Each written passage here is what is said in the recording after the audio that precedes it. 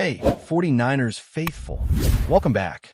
We've got an exclusive update on everything happening with our San Francisco 49ers. And trust me, there's a lot to unpack.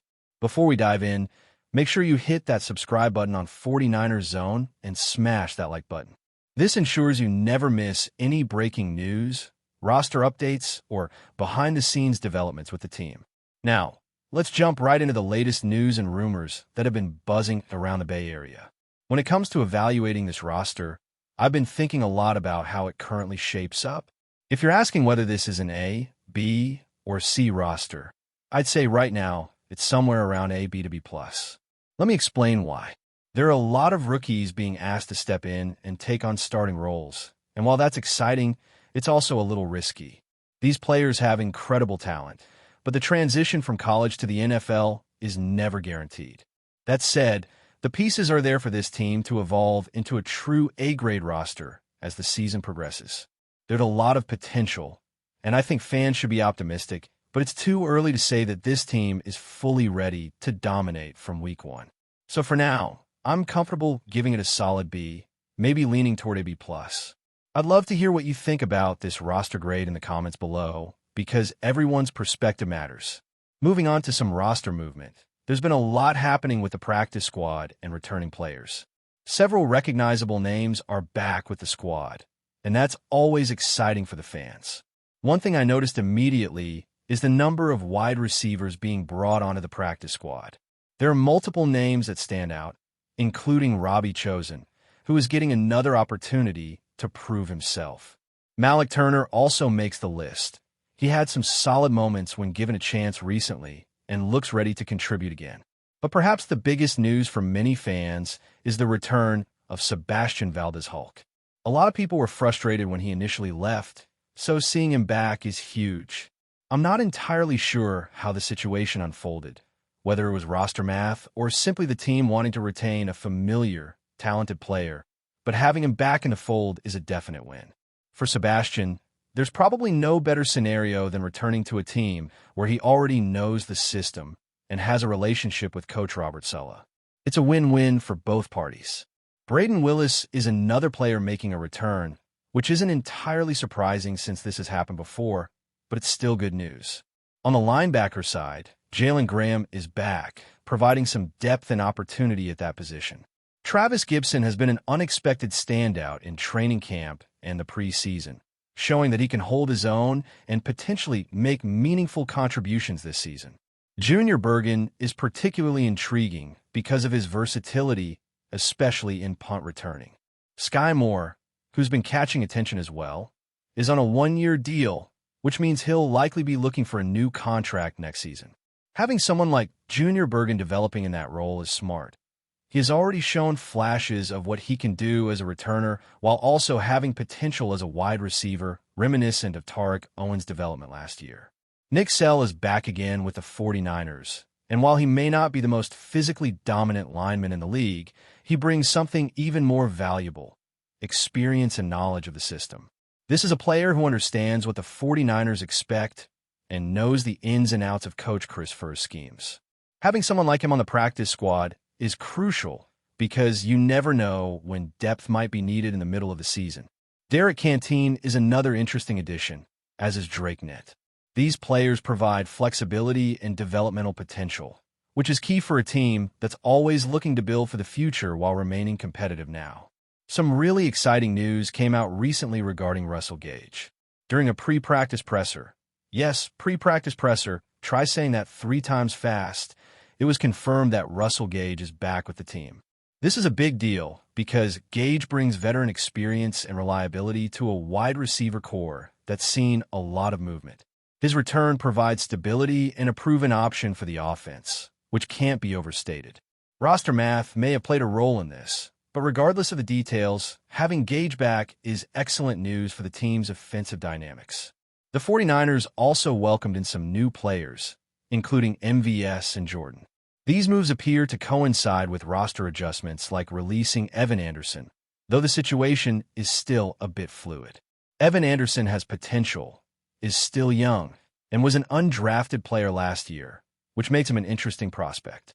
The team seems to be making calculated moves to maintain flexibility while ensuring there's depth and talent across positions.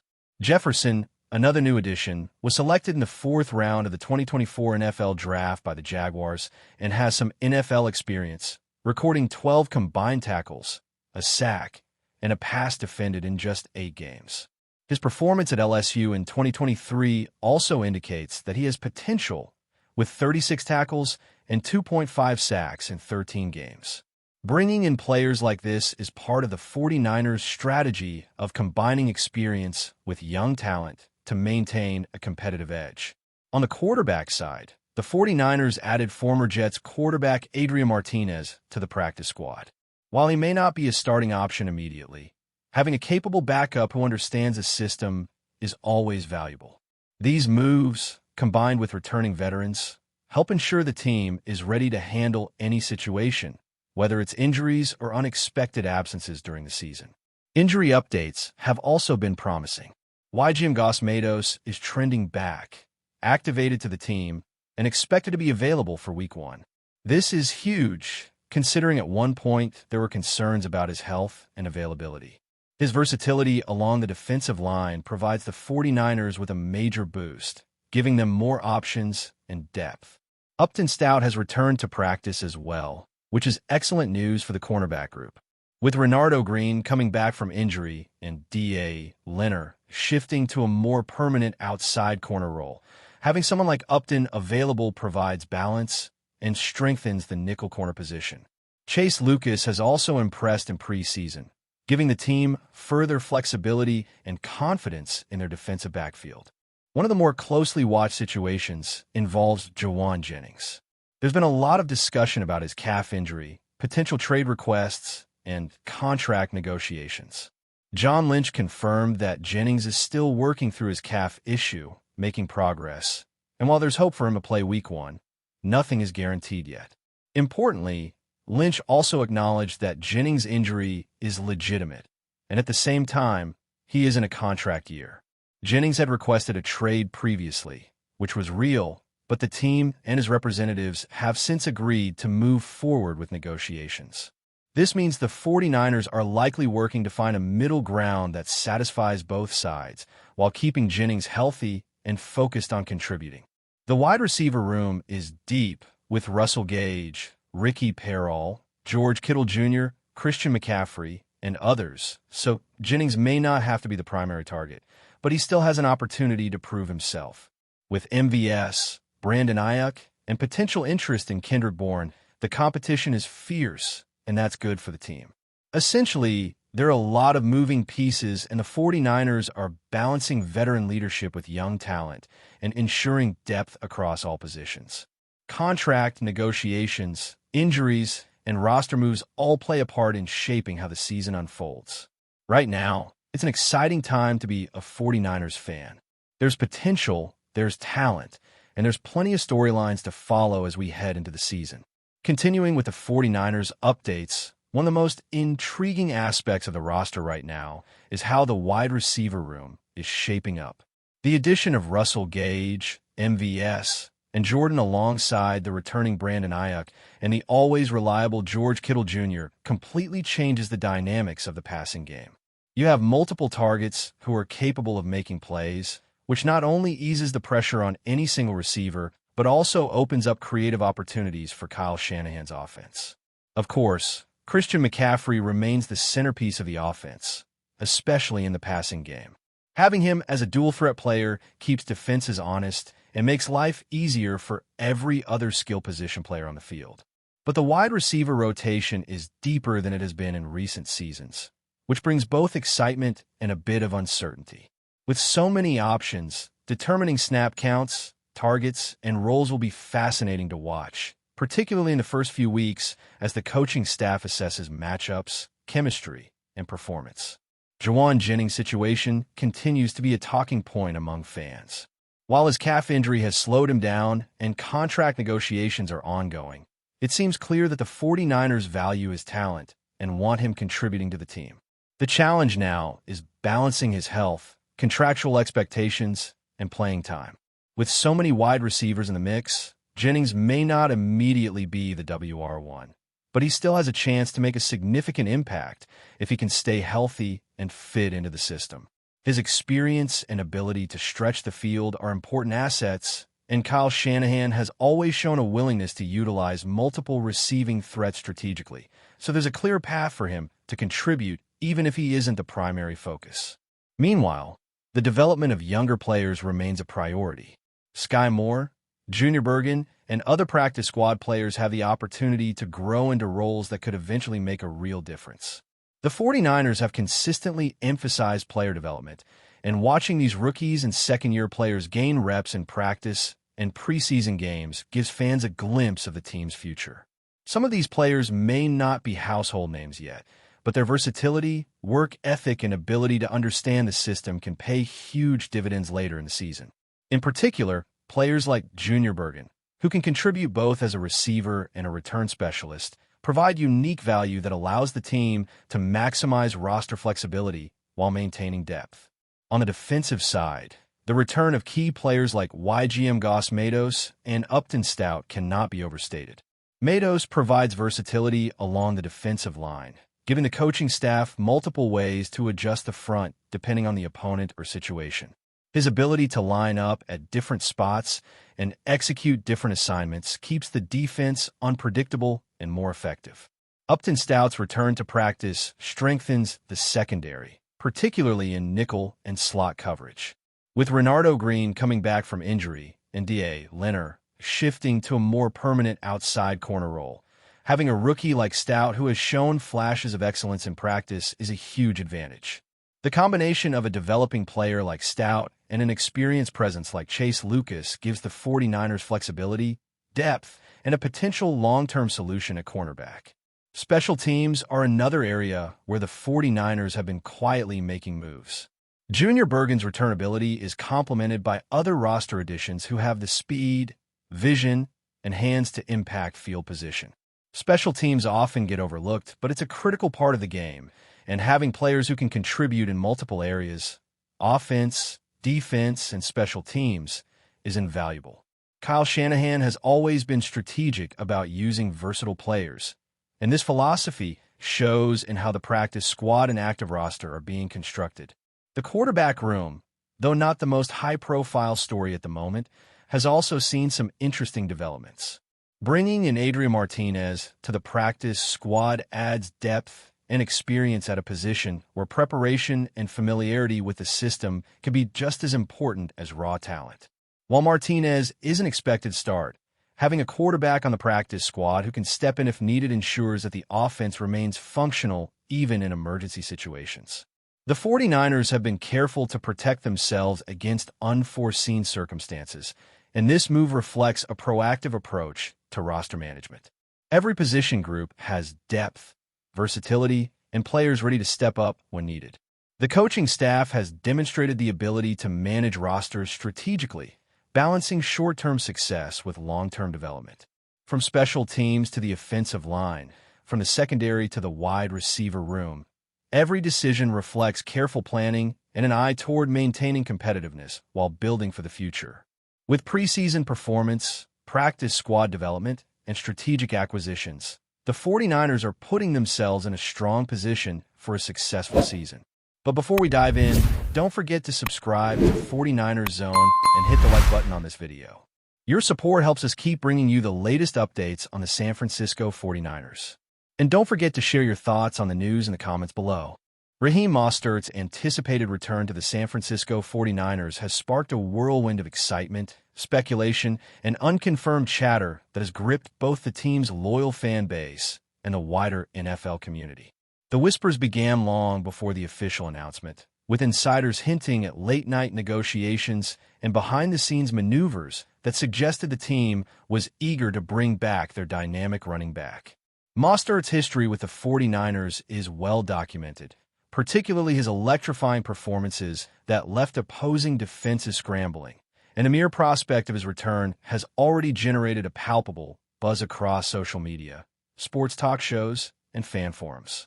Reports from various sources, some highly credible and others less so, have painted a picture of a deal that was as much about fan morale and marketability as it was about on-field production. Enthusiasts speculate about the emotional reunion that might occur in the stadium, imagining Mostert being welcomed by thunderous applause, chants echoing his name, and fans holding up banners that celebrate his contributions from past seasons. While there is no official word on his contract details, the murmurs suggest that both sides are motivated not only by performance metrics, but also by the symbolic power of a beloved athlete returning to the team that elevated him to prominence. This mix of nostalgia and strategic calculation has created a fertile ground for speculation. The atmosphere surrounding Mostert's return is charged with a sense of anticipation that goes beyond ordinary off-season rumors, as the 49ers fan base has been unusually vocal in expressing both hope and skepticism. Many diehard supporters have been tirelessly dissecting game footage from previous seasons, highlighting plays that exemplify Mostert's unique combination of speed, agility, and situational awareness, claiming that the team's offensive scheme simply cannot be complete without his presence. Meanwhile, online chatter includes theories about how the coaching staff plans to reintegrate him, with some suggesting a more prominent role in red zone situations or a specialized set of plays designed to maximize his breakaway potential. Analysts have been weighing in as well, noting that Mostert's familiarity with the team's playbook could shorten the typical adjustment period, but also cautioning that lingering questions about injury history and durability must be addressed. The rumor mill thrives on these uncertainties, blending optimism with the kind of speculative drama that keeps sports conversations lively for weeks. Even casual observers are joining in, intrigued by the idea of a player returning to a former team amid a fan frenzy that seems almost cinematic. From barbershops to sports radio call-ins, the buzz around Mostert's re-signing is unmistakable, creating an ongoing narrative that merges performance expectations with emotional storytelling, captivating a wide spectrum of the football community and keeping attention riveted on what the 49ers might achieve in the upcoming season. In addition to fan reactions, the potential impact of Mostert's return on the 49ers' overall strategy has fueled a flurry of conjecture, with insiders hinting at subtle shifts in offensive dynamics and roster decisions that could accompany his presence. Rumors suggest that the front office may be considering adjustments not just in play calling, but also in personnel utilization, perhaps redistributing snaps among running backs or tweaking protection schemes to accommodate Mostert's explosive style. The swirling speculation extends to hypothetical matchups, with pundits predicting how rival defenses might respond to his reintegration and whether the element of surprise that Mostert historically brought could be recaptured. Even unconfirmed sources claim that team leadership views this return as a morale booster, both for the locker room and for the city, implying that the symbolic weight of a fan favorite's comeback could influence ticket sales, merchandise, and local engagement. Bloggers and podcasters have seized on these hints, crafting narratives that blend performance metrics with storytelling flourishes, often portraying Mostert as a transformative figure capable of tipping the balance in key games. This ongoing dialogue, fueled by speculation and anecdotal evidence, has created a layered tapestry of expectation, with each rumor amplifying the sense that the 49ers are on the brink of something significant. Whether or not these whispered plans materialize, the energy surrounding Mostert's name has become a focal point for sports discourse, keeping the rumor machine active and fans perpetually on edge. The social dimension of this rumor cannot be understated, as fan communities have taken the speculation to almost celebratory heights, imagining scenes of Mostert's triumphant homecoming in ways that blend reality with fantasy. Social media feeds are awash with user-generated content, from digital banners to imagined highlight reels, all portraying the return as a watershed moment for the franchise. Some posts suggest choreographed fan events, organized chants, and even coordinated displays in the stadium, treating the speculation as a participatory experience where the boundary between rumor and reality is delightfully blurred. Commentators on sports shows amplify this effect, presenting inside scoops and hypothetical scenarios that fuel the fire, often speculating about press conferences, locker room interviews, and potential interactions with coaching staff that may never occur but nonetheless dominate public imagination. Even casual fans have been swept up, with local media covering small-scale rallies and pop-up celebrations as if they were already confirmed events. This social amplification turns a player transaction into a cultural moment, where the collective energy of speculation shapes perception almost as much as the actual decisions of team management. The intertwining of fact, rumor, and fan enthusiasm creates a feedback loop, where each new whisper is magnified by anticipation, giving the impression of a continuous narrative that exists both on and off the field. This dimension ensures that Mostert's rumored return is not merely a personnel update, but a media phenomenon with emotional and symbolic resonance. That's it for this update. If you enjoyed the video and want to keep receiving exclusive news about the San Francisco 49ers, make sure to subscribe to 49ers Zone and give this video a like.